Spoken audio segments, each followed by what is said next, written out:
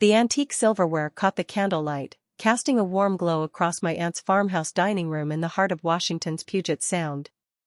The table was a mosaic of abundance: roast turkey, cranberry sauce, and my grandmother's heirloom china. My cousin Belle, radiant in a cream silk blouse, raised her champagne glass and tapped it lightly with a butter knife. The room fell silent, all eyes on her. "Everyone, I have news," she said, her voice honeyed, practiced, dripping with anticipation. Her blonde waves shimmered as she flashed a megawatt smile. "I've been invited to interview at Rayner & Locke." A hush swept through the room, thicker than the gravy on the table. My uncle froze mid-carve, the carving knife hovering over the turkey. Rayner & Locke, the Pacific Northwest's crown jewel of finance, a firm synonymous with power, prestige, and billion-dollar deals. Vice President of Strategy, Belle continued, her chin lifted with pride. "They reached out to me directly." Of course they did. Belle had always been the golden child, honor student, Ivy League graduate, every promotion handed to her like a gift wrapped in a bow. Her triumphs filled the room like a heady perfume, intoxicating to some, suffocating to others. I sat quietly, slicing my roast chicken with mechanical precision. At 41, I'd mastered the art of fading into the background when needed. But in this family, silence was a spotlight. "Aren't you thrilled, June?" my aunt chirped, her eyes sparkling with pride for Belle. "Now that's a real position, not like," she trailed off, glancing at me with a pitying smile. "What is it you do again, dear?" I looked up, meeting her gaze. "I run a private equity firm." "Oh." Belle giggled, her laugh sharp as a shard of glass. "You mean your little online thing?" My uncle chimed in, his tone patronizing. "You're not getting any younger, June. Time to think long-term. Something stable." I clenched my jaw, the familiar sting of dismissal settling in my chest. They didn't know about the 9-figure acquisition I was finalizing, or the skyscraper in downtown Seattle that would soon bear my name. Not yet. But they would. Soon. Very soon. As my uncle raised his glass to toast Belle's bright future, I stifled a grin, thinking of my firm's latest quarterly earnings, numbers most companies could only dream of. "When's the interview?" I asked, keeping my tone light, almost playful. "Monday morning," Belle replied, her smugness palpable. "The CEO requested to meet me personally. The job's basically mine." I nearly laughed. 2 weeks ago, her resume had crossed my desk, forwarded from HR with a note, "Another legacy candidate with too much confidence. Final decision is yours, Ms. Carlyle." "Well," I said, rising from my chair. "Good luck, Belle." "I've got an early meeting." Belle snorted. "What? Another video call from your couch?" My aunt sighed dramatically. "June, when are you going to let this independence phase go?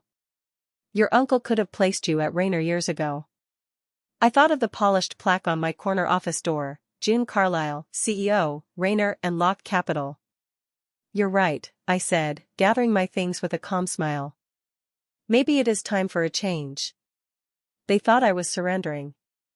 They had no idea. On the drive back to my Queen Anne townhouse, a home they assumed I was renting, I let my mind wander to where it all began. 13 years ago, fresh out of my MBA program at Wharton, I'd stood at a crossroads. Belle was the family's shining star, her every move celebrated, her every milestone plastered across social media. I was the quiet one, the afterthought, the cousin who tried too hard. But while Belle basked in the spotlight, I built in the shadows. My first consulting firm, started in a cramped studio apartment, was mocked as a hobby by my family. They never noticed the small businesses I revived, the struggling startups I turned into market leaders. They didn't care enough to read the business pages, where my name began appearing 5 years ago when I orchestrated a silent takeover of Rayner & Locke after its founder retired. As I pulled into the underground garage of my townhouse, my phone buzzed. A text from Belle: "You should stop by Rayner sometime. I'll show you around once they hire me. It's a real firm. You'll be amazed." I laughed softly, gazing up at the lights of my firm's headquarters from my driveway.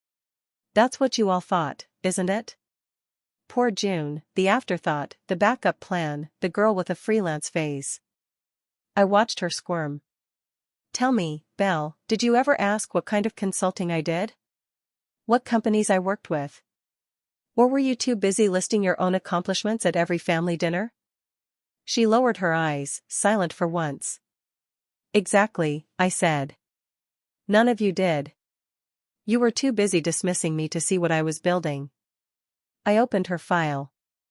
Now, about this claim that you doubled your department's revenue single-handedly.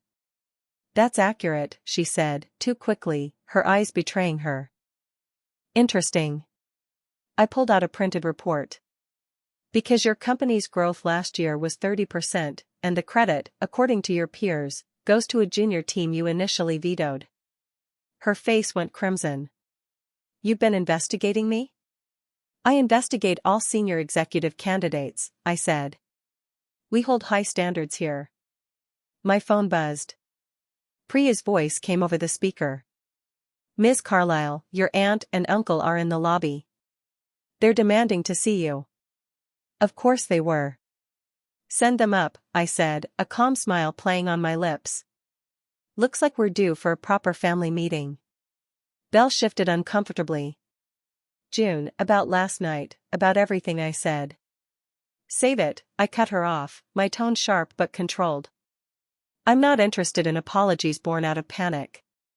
You spent years mocking me, brushing off everything I worked for. Now you'll learn who your underachieving cousin really is. The office door burst open. My aunt and uncle stormed in, their faces a mix of confusion and indignation. June, my aunt gasped. What is going on? What are you doing in the CEO's office? Good morning, I said coolly, not rising. I'm reviewing Belle's application. You're welcome to join. We're discussing qualifications, specifically, honesty and results. My uncle's voice sharpened. Enough of this charade. You're humiliating your cousin. I stood slowly, letting my presence fill the room. No, Uncle David. For once, you'll listen. I pressed a button on my desk. The frosted glass behind me flickered into a panoramic display, charts, headlines, acquisition records, all showcasing Rayner and Locke's growth under my leadership. Welcome to Rayner and Locke, I said. The firm you brag about at dinner parties. The one Belle applied to, desperate to climb inside. The company reshaped by the woman you all dismissed. They stared, stunned, at the numbers, the headlines, Fortune, Bloomberg, Forbes, my name on every one. This can't be, my aunt whispered, sinking into a leather armchair. This is all yours? Every line, I said, walking around the desk. The consulting firm you mocked? Just the foundation. While Belle was bragging about reports she barely wrote, I was turning failing companies into market leaders. My uncle found his voice. Why didn't you tell us? I smiled, but it didn't reach my eyes. I did. You just never listened. Belle's voice cracked. June, if we'd known. Exactly, I cut her off. You only care now because of what I built, not who I am. This isn't about pride. It's about power. And now that I have it, suddenly I matter. I pressed another button. The screen shifted to security footage from last night's dinner. Belle's voice rang out, smug and clear, she can't even get a real job. Stop, Belle whispered, her face burning. We get it. Do you? I turned to her, my tone sharp. Because I've watched you stitch your career together with half-truths and stolen credit. I've spoken with your former managers, your so-called mentors. I know how you got where you are. My aunt stood, adjusting her silk scarf nervously. June, surely we can find a solution. We're family, after all. Family? I picked up Belle's resume. Like when she took credit for my science fair project? Or when she told her college friends I dropped out because I started my firm instead of joining hers? That kind of family? I was young, Belle muttered. We all make mistakes. Yes, we do, I said coldly. And now you live with yours. Priya entered with a thick folder. The background investigation you requested, Ms. Carlyle. Thank you, I said, flipping it open. Falsified achievements. Workplace bullying reports. Plagiarized campaigns. I looked at Belle. Your father paid to bury these. But I don't bury misconduct. Rayner and Locke runs on integrity. My uncle stepped forward, his tone suddenly businesslike. June, let's talk privately. No need for drama. You lost that privilege, I replied, when you let her mock me, when you offered to find me a real job, when you showed me nothing I did would ever be enough. I pressed another button. Harold Bennett, my general counsel, stepped in.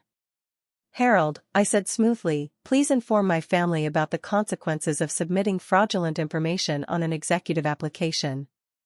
Harold adjusted his glasses. Falsifying credentials at this level is grounds for immediate disqualification and, in some cases, legal action, especially if former employers pursue defamation or intellectual property theft. Belle's poise shattered. You wouldn't, she gasped. You can't.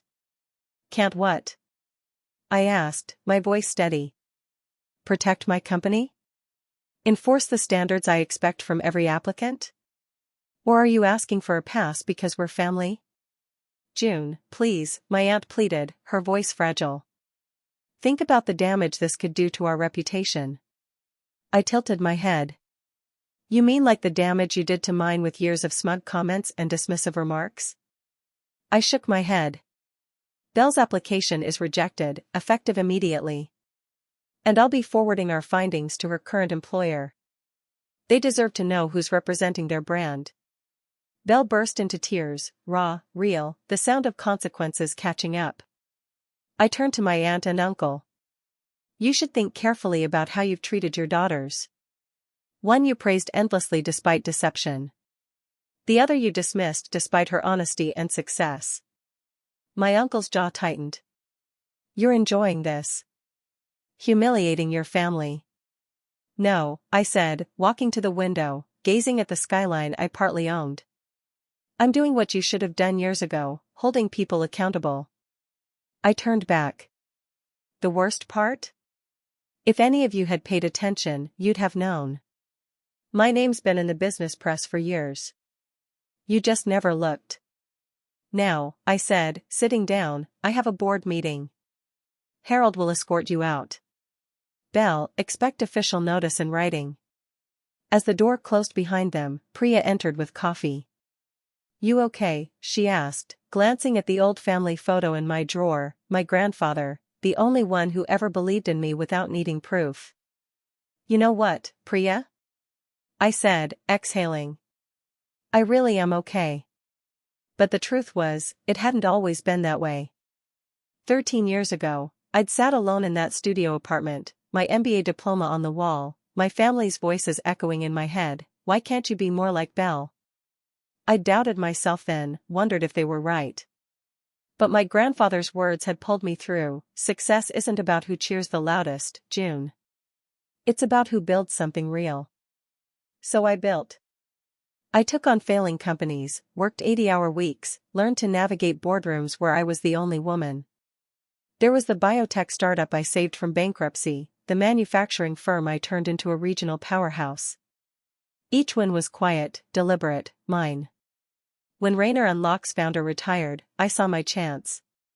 Using shell corporations, I orchestrated a takeover so seamless no one noticed until the ink was dry.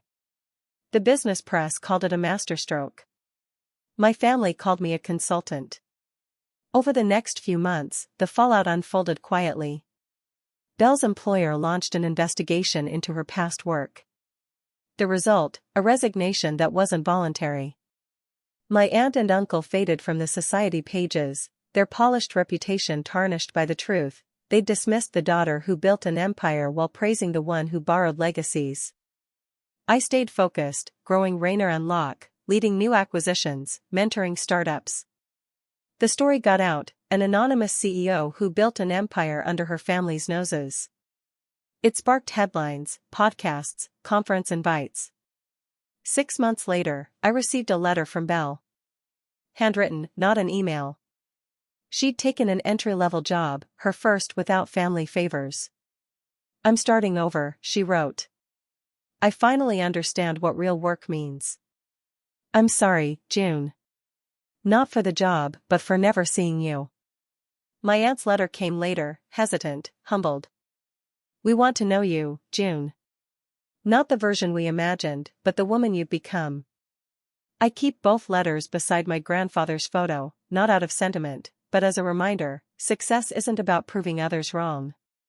It's about proving yourself right.